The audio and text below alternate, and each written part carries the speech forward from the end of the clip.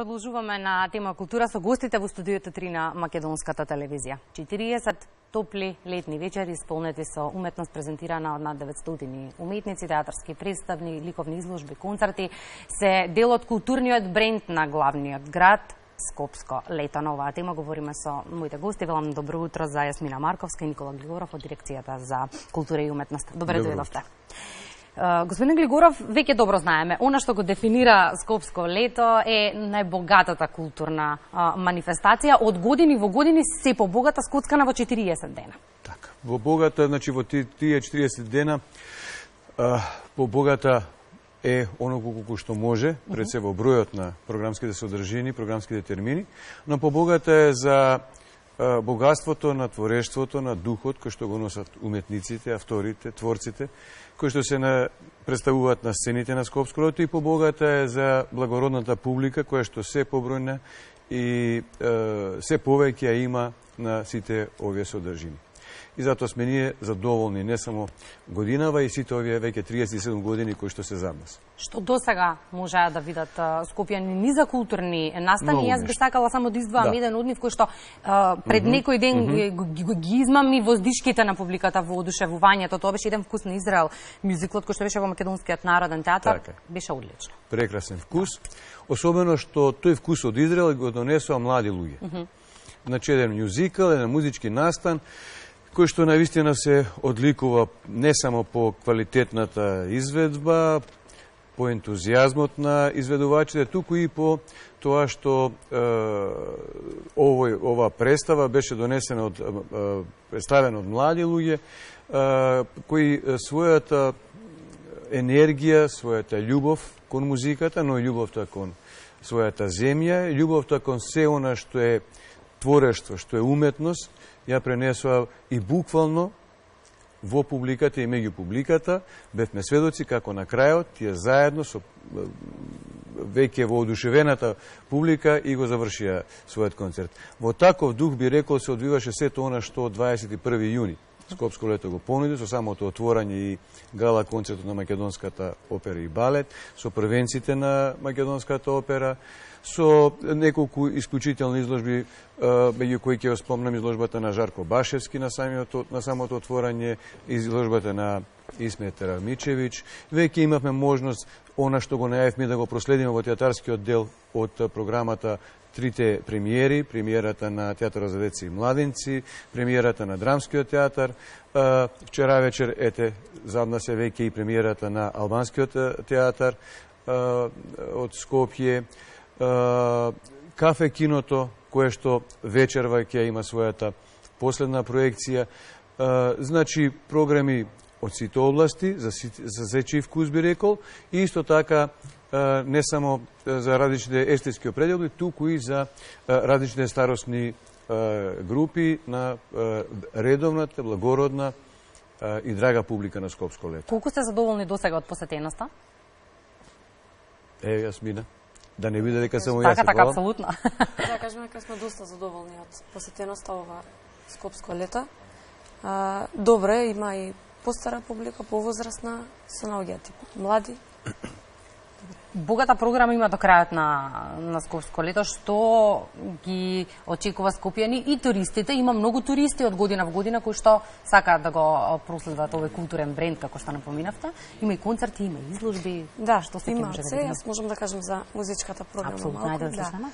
Досега имавме доста гости од надвор од нашата земја. Се најдоа нови од Унгарија, джез квартет, Нью Балаш квартет. Тие беа Рихард Рикон, исто имаше исклучително добар доста концерт, пијано концерт. Меѓу другите можеме да ги кажеме и Марта Милошевик Бранковик, 20 и 21 век на класичната музика. Сум као гостинка во истиот настан со професорката Даница Стојанова од Средното музичко училиште Илја Николовски Луј. Понатаму може да ги видиме, може да ги проследиме нели концертите што доаѓаат на 14-ти, тоа е сега во четврток, ќе бидат млади музички таленти од Факултетот за музичка уметност. Понатаму во петок доаѓаат Бранко Павловски, да. Бранко Павловски, професорот факултетот за музичко уметност во Штип, со неговата колешка Емилија Попивода Потевска. Тие ќе имаат со нив гостин од Соединените Американски држави. Тој исто така ќе свири на пијано. Следни ни се во сабота ќе бидат во музеот на град Скопје исклучителни познати италијанки, гости од Италија, ќе свират на пијано и на флейта. Така. Оно што секако мора да го напоменеме за љубителите на уметноста, вечерва се отвара изложба. Да. Во 20 часот и 30 минути, тоа во музеот на град. Еве вечерашнава програма, ако го привршуваме овој разговор полека, значи вечера во 20 часот и 30 минути во музеот на град Скопје, би рекол традиционално последниве неколку години со нашите пријатели, соработници и Сдруженијето на иселениците од Црна Гора во Република Македонија. Го одбележуваме денот на државноста на оваа пријателска држава со културни настани. Годинава тоа е повторно ликовна изложба на Радослав Марковиќ Рајо и Ангелина Јанјушевиќ. Но, уште наш ке повторам, она што пред некој ден времето не ни дозволи да го реализираме во рамките на кафе киното, а тоа традиционално така се случува, филмот кој што не се реализира во рамките на најавените термини, да биде како последен вечерва филмот Младост, една драма комедија, би рекол во жанровска незина определба, во 21 часот во Сулијан, со што практично и ќе се згаснат рефлекторите, ќе се спушти завесата на годинашново издание на кафе киното. Потоа следуваат овие неколку денови, што Јасмина веќе ги спомна, со исполнети со музички концерти и се така до 31 јули изложби, филмски проекции и понатаму ќе има театарски представи, гостување од странство, но пред се наши домашни уметници и убеден сум пред се задоволство и на изведувачите, уметниците и секако на драгата публика. Ова е еден од ајде да го кажеме како сериозни проекти на кои што работи Дирекцијата за култура и уметност и чинам дека од година во година ги работите со се поголема љубов. Мојот впечаток е таков, кога станува збор за Скопско лето, програмата е се пообемна, имаме се поголем број на уметници кои што доаѓаат еви од странство. Како успевате се ова во 40 дена? Тоа ми е прашањето. Се размислувате ли можеби да го продолжите? Па не можеме и да сакаме. Значи, да, имало размисли, имало и барање буквално од публиката, знаете зошто не може. Некако кусни е на нас публиката, кусни е роков. Така е. Затоа што реков да не се налуте, да не слушна другите, да не слушне блуз фестивалот, да не разбере есенските музички свечености, да не разбере ни матурската парада. Тоа се уште неколку манифестации, фестивали кои што ги работи Дирекцијата за култура и уметност во текот на годината, и веќе со години, децении назад традиционално, со подеднаква љубов би рекол.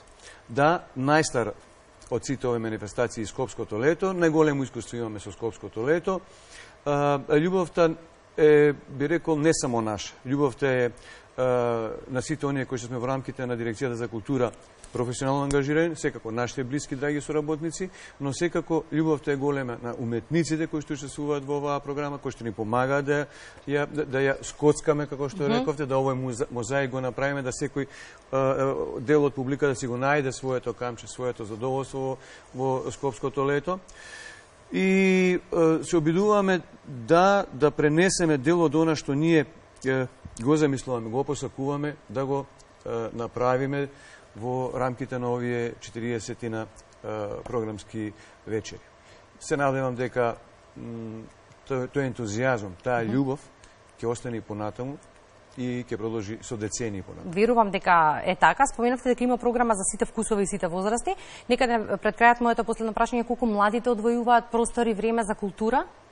Еве и младите се со нас и меѓу тие кои што ја реализираат програмата од оваа страна, но радосни сме и задоволни што секоја година ги има се повеќе. Значи во публиката. Јасмина исто така спомена претходно, нели имаме публика и од повозрастната структура, но секогаш сме задоволни кога меѓу веќе тие познати ликови ќе забележиме нови млади луѓе, затоа што не е тоа само затоа што тие ќе видат наша идна публика на Скопското лето на блузот или понатаму на есенските свечености. Затоа што тоа на тој начин се содава публика воопшто за културните настани. Таа публика сега во текот на летото ќе биде со нас, меѓутоа кога ќе почне сезоната, еден добар дел од нив и понатаму останува заразен од Скопското лето, да ги следи културните настани во другите институции и другите манифестации. Јас ќе ви се заблагодарам за гостувањето, ќе ги подсетим уште еднаш нашите гледачи, доколку пропуштивте некој од културните настани, не очувувајте до 31.7. Богата програма Скопско лето. Благодарам за гостувањето. Благодарам. Останете на првиот канал на МТВ во продолжение дел од програмската понуда, веднаш потоа минути за утринскиот репортер.